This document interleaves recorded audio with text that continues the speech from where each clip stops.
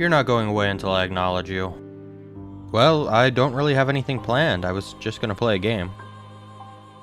What am I playing? Oh, just Brilliant Diamond for the Nintendo Switch. Okay, calm down. Let me explain. I grew up on Pokemon. I've played every gen in one way or another, but my first ever game was Pokemon Diamond. I've played the original more times than I can count, restarting over and over, slowly accumulating more boxes of Pokemon I had to transfer before I could restart again. I love this game with all my heart, so when I heard it was getting a remake, I was maybe less jaded about it than some. Gen 4 remakes had been demanded forever. I knew whatever came out wasn't going to be popular, no matter what they did. But upon its release, it was considered unfulfilling for many fans. Why is that? What did Brilliant Diamond do wrong? What did it do right? And what role did nostalgia play in this game's creation and reception? Games start, and Professor Rowan welcomes us to the world and themes of Pokemon.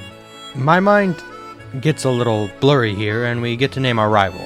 Yep, just gonna... Welcome to Sinnoh, listener. Keep an eye out for bowl cuts. A cute reference to Generation 2, and a bit of foreshadowing for the remakes Heart Gold and Soul Silver that would also come in Gen 4. The intro is your standard Pokemon game. Go somewhere and get your first Pokemon. In this case, our rival wants to meet with us, and before long we'll be under attack by birds and choosing small animals to defend ourselves. I chose Turtwig, cause Torterra is my favorite Pokemon, so you get Chimchar. Skipping a bit of content, Professor Rowan decides to gift us the Pokemon we chose, and we set out from a sand Okay. I could bitch about it, but I won't hold it against this game specifically. You could only skip the tutorial on Sword and Shield, and it didn't even tell you, you just had to catch a Pokemon before the tutorial section. It is a long-requested and long-ignored addition in every game. The lack of an option here puts BDSP no higher or lower than the other games. Anyway, we set out from Sandgem Town and make our first addition to the team in the form of Taxi the Starly. Arriving in Jubilife, we get our town map, blow off steam by beating up school children, and are told to explore the city, find some clowns, and answer their questions. Yes, yes, yes, give me my watch. This is the Poketch. It was a fun addition to Pokemon Diamond to give the bottom screen more functionality, letting you see your team, douse for items, check friendship, and way more, although I think most people just used it to keep easier track of their team's health. But the Switch only has one screen, so now tapping the right bumper brings it up in the corner, which I don't really like. It's not nearly as convenient as the original game, but it's not like they could just cut it out completely, and without a second screen, this seems like a fine enough option. Anyway, we set out from Jubilife City and... Oh, hi listener. Okay, bye listener. Just through here, and we come out to Orberg City, the site of our first badge. It is also home to the museum and fossil restoration, but not much else. Heading down into this coal mine, a great place for a 10-year-old to be, we find the gym leader Rourke and send him back to his gym to be challenged. I never quite understood the point of this detour, but at least we can fight Rourke now. Well, we've made it to the first gym battle, and short of the Poketch, this seems so far to be a completely fine and faithful remake. However, this fight isn't as hard as I remember when I was young. See, when I was young, I was really bad at games, as opposed to today where I'm just bad. I had to borrow a Meryl from my neighbor to beat Rourke, but in more recent games a new move was added for starters. Leafage! Giving grass starters a nice early option for stab, equivalent to Ember and Water Gun in later gens, and it makes starting with Turtwig a little nicer on you. Sucks if you got Chimchar though. What? With the coal badge obtained, we return to Jubilife, where Professor Rowan is being hassled by some punks with bowl cuts. Phew. Glad we took care of that. And we did so well that a character from the original game, BB, introduces herself. See, up to now, the PC boxes are labeled as someone's PC, and you could find a character who managed the PC boxes of that region, in this case BB, to change the name to BB's PC and receive a gift. In this remake, she's been introduced earlier, and as a mandatory encounter to receive the ball capsules and access to the PC from anywhere. Remote PC use is a quality of life feature introduced in the Let's Go games, and it's great to see it included in this remake. The ball capsules were a Pokemon Diamond and Pearl exclusive feature, and originally were tucked away in a house next to Solaceon Town. Solaceon Town? Solaceon Town. I don't know how you say that. They allow players to add stickers to their Pokeballs that play short animations when the Pokemon comes out in battle as a bit of fun customization. Remember when you could choose how you threw your Pokeball in Ultra Sun and Moon? That was fun. It's not long before we arrive in Floroma Town, a forgettable but charming little place and home to the Valley Windworks. Heading down this pathway, and a little girl comes running over, begging for help. Team Galactic, those bull-cut-having fiends, have kidnapped her father and taken over the Valley Windworks. We can't let such crimes against innocent people and also fashion stand, so we charge over to intervene. A quick battle with the grunt at the door and he locks himself inside, but only after telling us his pals at the flower patch have the other key. We head on over and there they are, heckling some old guy because they want honey, which okay? We beat them up and the old man gives us the works key they dropped, plus some honey. We'll slather it on this here tree. Don't let me forget, okay listener? Now it's time to go give those spaceman-looking bowl-cut havers a taste of the old societal conformity. Oh, by the way, taxi evolved. Tearing through the facility, we encounter Mars, a galactic commander. I like her hair, and her skirt adds a bit of visual interest by breaking up the shapes of her overall design. I will rank her second best of the galactic boss designs. With her dealt with, we can make for our next destination, just a short trip through Eterna Forest with our new companion Cheryl. Cheryl's pretty great. Diamond did this a few times with Cheryl, Mira, Marley, Riley, and Buck. Double battles had a higher emphasis in these games, compared to modern games where they rarely see any use. This was a nice way to introduce a few double battles while not making them overwhelming, since our traveling companion can heal us and we only have to have one Mon on the field at a time. Pangea even evolved while we were on our little field trip. Arriving in Eterna City, we make a beeline for this house, receiving the Explorer Kit allowing us to enter the underground. This is perhaps the best change from the previous game. In both games, you can explore tunnels under Sinnoh, digging up various treasures like evolutionary stones, star pieces, and fossils, hence why it was so important to have the fossil restoration available early. Unfortunately, in the original games, the underground lost most of its functionality with age, since the other big features, secret bases, were intended for multiplayer. Those features are still here, albeit slightly altered, but now we include the sub-caverns. Each one has a specific type, with some being mixed, and as you progress through the game, more varieties of rare Pokémon will appear. It's an excellent way to mix up this game from its predecessor and to diversify your team. A trip through the underground, we pick up a Ralts named Demeter before heading above ground and... Hi, Cynthia. Yeah, cut. Cut, isn't very useful. It's a fairly weak move, and with the ability to use HMs anytime from the Pokétch, we don't need to add them to Pokemon. Although, for some reason, TMs are limited in this game. They've been reusable since Gen 5, a wonderful quality of life alteration, but they reverted it in this game and kept it in Scar Vi. Now we can't actually use it until we beat the Eterna City Gym, so that's our next step. The art in this game is a little divisive. Personally, I don't hate the chibis, but it definitely works better for some characters. I also quite enjoy the backgrounds when you're in battle. See, in earlier games you would be transported to somewhat generic arenas for combat. There were a host of options to suit different areas, and this game does that as well, but all the options look pretty great. Fighting on water is cool, although everyone has to become Christ for it to work. Some of the gym arenas like Volkner's are especially really good looking, and then you fight Team Galactic and... Where the fuck am I? However, that doesn't mean there aren't issues that need addressing.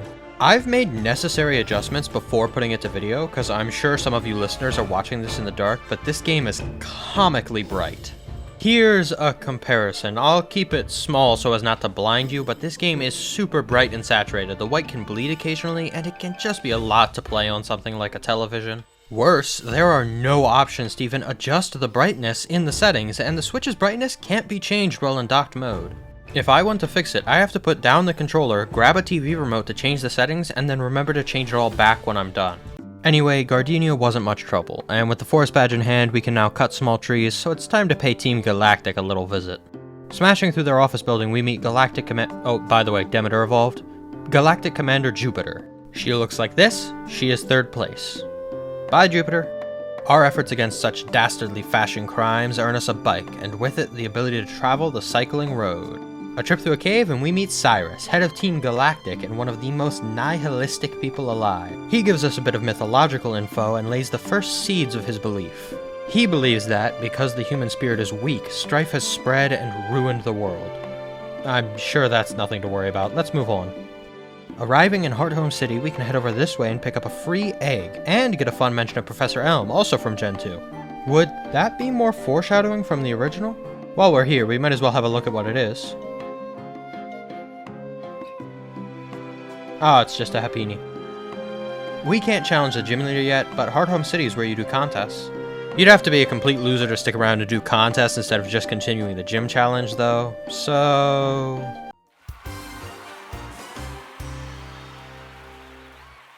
I'm sorry, I fucking love contests. In the original game, these were way more fleshed out, with 3 distinct phases, where you dress your Pokemon up, participate in a small rhythm game, and then perform moves for 3 judges. In the remakes, these have been slimmed down significantly. See, in the originals, dressing your Pokemon up was as simple as placing sprites, but in a 3D game, that doesn't really work. So instead, you're judged on the capsule your Pokemon is in, then the move and rhythm portions have been rolled together.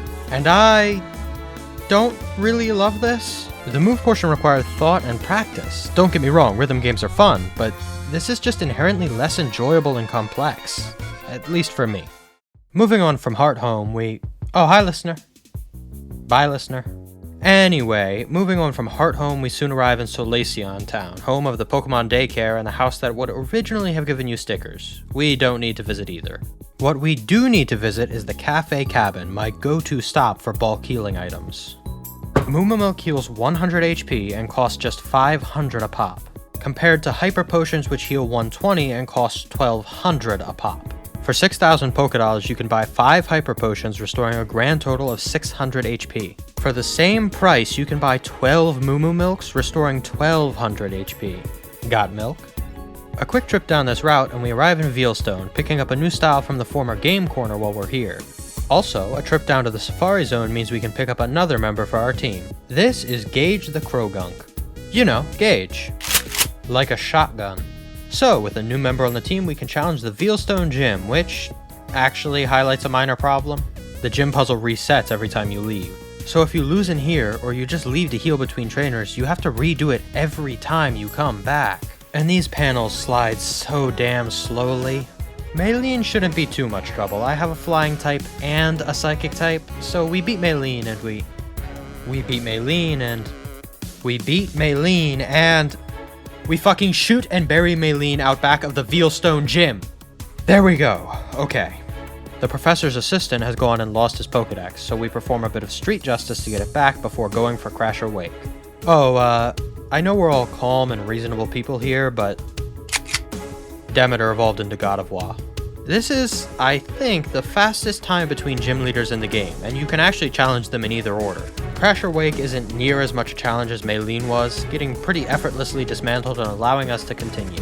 Pangea even evolved into my favorite Pokemon for our trouble. There's a suspicious looking bowl cut haver here, and he runs away when I talk to him, so I obviously give chase, but not now, listener. We chase down the bowl cut haver, challenge him to a battle and take his money, but he retreats into Lake Valor before we can fix that hairdo. These scientists have been told to safeguard the lake, so we aren't getting in anytime soon. Oh, hi, Cynthia. She, wants us to give some medicine to Psyduck near my favorite cafe, which I agree to, purely out of the kindness of my own heart and not deep internal fear. I could, use some way to relax after that, so I'm turning the music off. The south end of Route 212 is constantly rainy, so I'm just gonna cut a little snippet here and we can enjoy the rain together.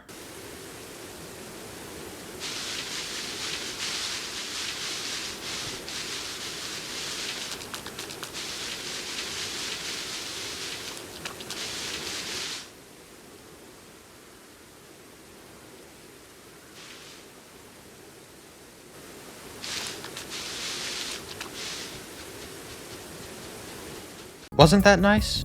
Now this little loop has brought us back around towards Hearthome City, but it also brought us by the Pokemon Mansion. A quick pit stop in the Trophy Garden is all it takes for Taxi to evolve. After getting briefly lost on the wrong side of Mount Coronet, we buy some more milk. Oh, and we help the Psyduck so we can... Hi, Cynthia. Yeah, I can take this old charm to your grandma, no problem. Wait, could she have not given the Psyduck these meds herself? Okay, see, this is what I mean by bad color grading. It's not guaranteed you'll have defog. If you never talk to this one NPC in the Safari Zone, you won't receive it. In the original game, you could navigate the foggy section of Route 210 with some difficulty, but now it looks like this. Anyway, the trip up to Celestic Town is uneventful. We beat up a bullcut who is threatening domestic terrorism because he is bored, a mistake we've all made, and step inside the cave. We hand over the old charm to Cynthia's grandma and have a look at the cave, but there's just a mural and nothing else, so we take our leave, bumping into Cyrus on our way out. He calls our battle with the grunt insignificant, which it was, but says everyone should take a step back and look at things from a larger perspective. Hey, you made the bowl cuts mandatory, man, not me. Before we leave, we pick up a swine up in the Grand Underground named Pepperoni. The Heart Home City gym is ghost type, so of course we have to do math to advance. Which would be truly terrifying, but I'm not actually all that bad at math. 15, 40, 39, 15, easy. Evolving Pepperoni first, we begin the fight. You know, it's strange. In the original game, the gym leaders only used citrus berries as held items on occasion, but in these remakes, all their Pokémon are properly equipped. Fantina's Drifblim has a zoom lens, her Gengar has a Colbur berry, and her Miss Magius has an expert belt. It doesn't really help. The berries occasionally offset their weakness, but otherwise it doesn't seem to make a difference. Leaving the gym, Jesus! We run into Cynthia. Again. She thanks us for fighting off Team Galactic and talks about them being annoying for a bit before sending us to Canalave City to visit the library. It's a bit of a trip down to Canalave, but we make it anyway. Hi, listener. Bye, listener. Oh, you evolved Pepperoni. Thanks. Our team's a little underleveled for this gym, though, so a bit of training on Iron Island is in order.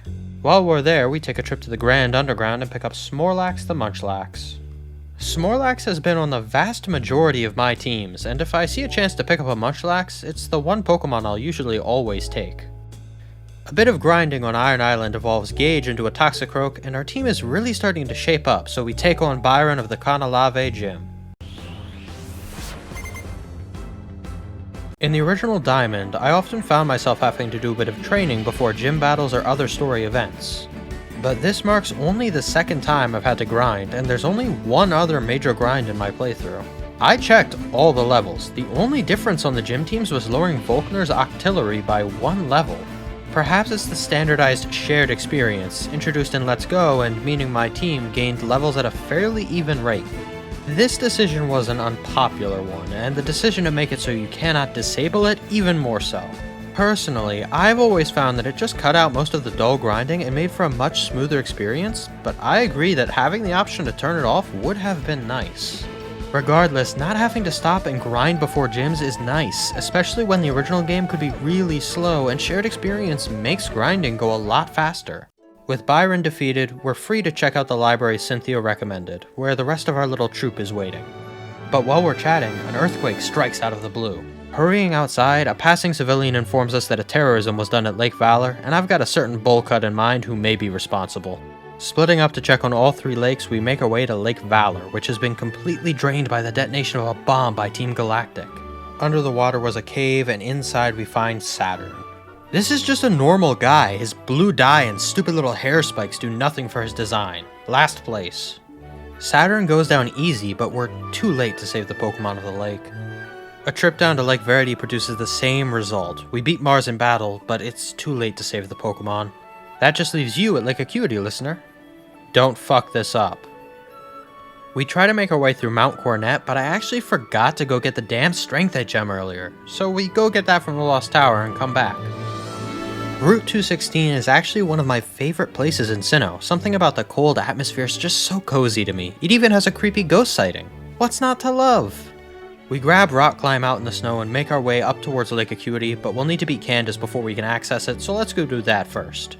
When the game first released, you could glitch past this puzzle since the game's movement is no longer grid-based, but that has since been patched. Still doesn't stop me and we take on Candace, a proud member of the Weird Hair Club with Fantina. It isn't a very difficult fight, and with the Icicle badge under our belt, we can now climb the wall and see how you're doing, listener. Jupiter is leaving, and you got your ass kicked. You had one job, listener. Anyway, Jupiter tells us they're taking the lake Pokemon to Veilstone HQ, so it's time to lay siege to these bullcut-having fiends. Tearing through their compound, we eventually make it to Cyrus and finally have our first fight with him. He isn't much of a challenge, and ends our fight with a lecture about how my strength comes from compassion towards my Pokemon and how such emotions are mere illusions. I don't know, man, did that feel like an illusory beating you just took? Descending further into the base, we find the restrained Uxie, Mesprit, and Azelf and Saturn at the controls. That's right, roughly 300 words after our last fight with Saturn, it's time to fight him again. He's no more of a challenge than last time, so we kick his ass and free the lake spirits.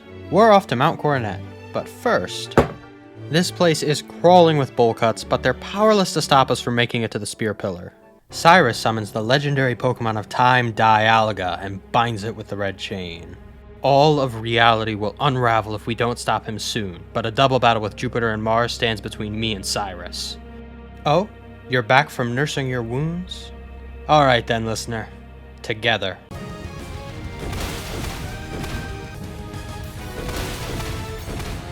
Listener, what are you doing? Your team is getting torn apart. In spite of your best efforts that definitely aren't my fault, we pushed through Jupiter and Mars. Now we just have to take down Cyrus.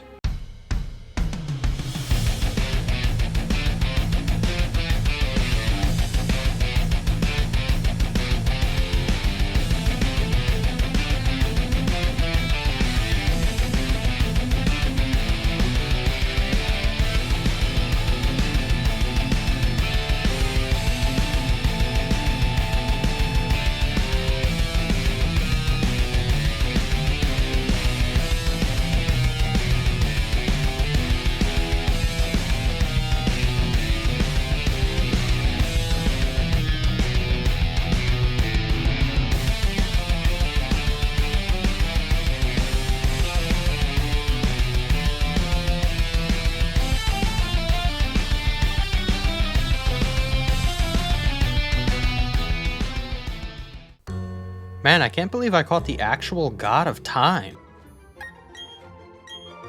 Sorry, Dialga. Team's full. There's one more gym to conquer, and Snorlax even evolves on the way there, fulfilling the prophecy of his name. The leader, Volkner, decides if we're not a challenge, he'll go take on the league. How's this for a challenge? Receiving the beacon badge from Volkner, we make our way down to the shore and meet Jasmine, yet another reference to gold and silver. I'm realizing they weren't really subtle about these remakes at all, were they? Anyway, she hands over Waterfall, and with all 8 gym badges in our hand, we now have everything we need to challenge the Pokemon League.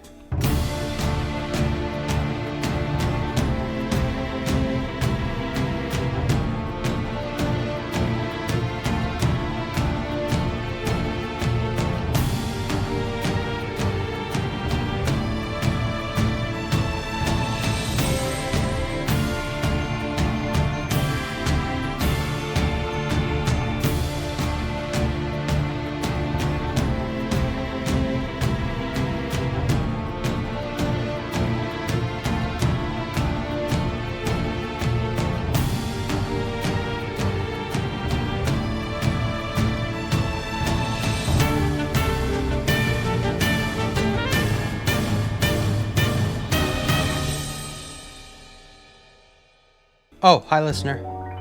Bye listener. This is the Pokemon League. We have the badges, we could take it on right now, but we're actually pretty underleveled for this challenge. Our highest Mon is doing a fuck ton of weed, and our highest level Mon is only at 55, while Cynthia's Garchomp sits at 67 and is against decriminalizing marijuana. Now I could spend hours grinding levels in Victory Road, getting everyone up to 66, or... Hi!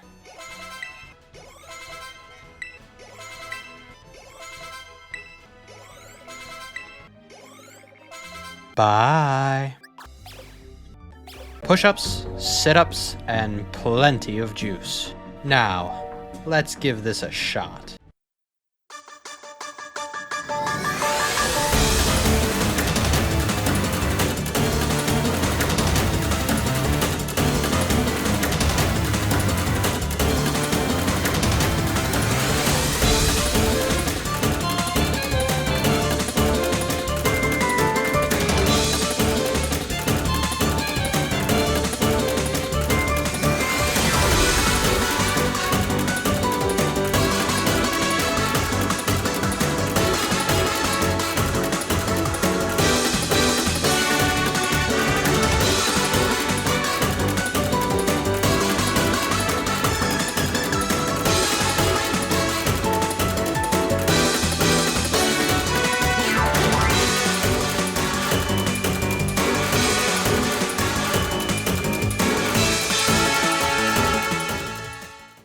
the Elite Four conquered and forgetting to heal my Pokemon, we can challenge the trainer that has terrorized me this whole time. There's a reason everyone who played this game remembers Cynthia fondly, and it's not just for her looks. Although it also is definitely that. This battle is tough, and just like everyone else, her mons have been properly equipped with items. Even with my totally legal methods, this came down to the wire.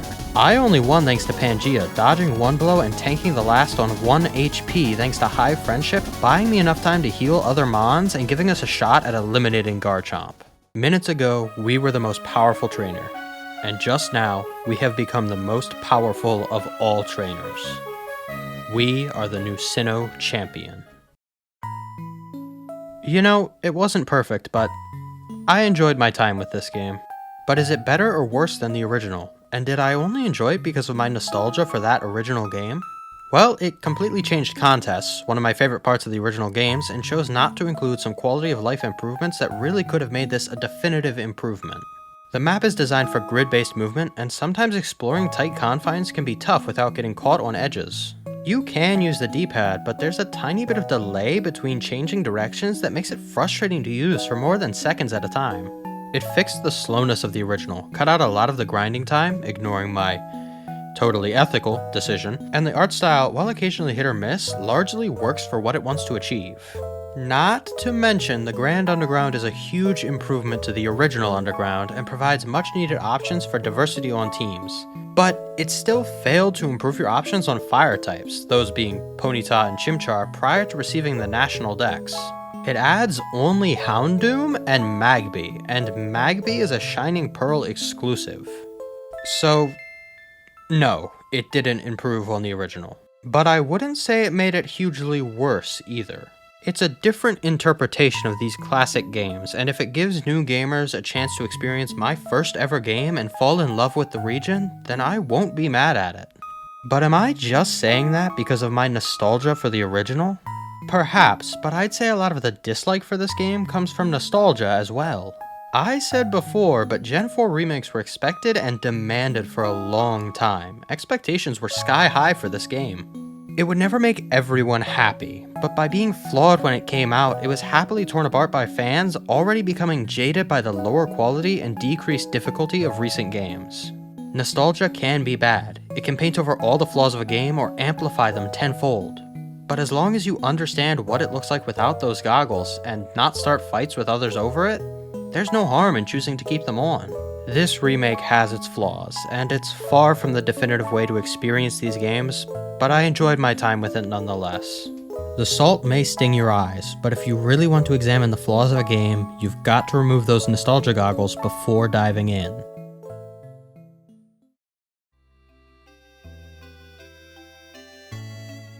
Pokemon Diamond is my favorite game of all time. It always will be. No matter what the new games are like, it and the franchise will always hold a special place in my heart. I've read stories from all over, of people who remember this game with the fondest of memories, heart-touching stories of the way these games made their lives just a little brighter. In some way, it made my life a little brighter. I won't ever forget that. Knowing that, I don't think you could ever consider nostalgia to be an objectively bad thing. For every fan it drives to zealotry, there's another looking back fondly on a game they hold close to their heart and just hoping to share that love.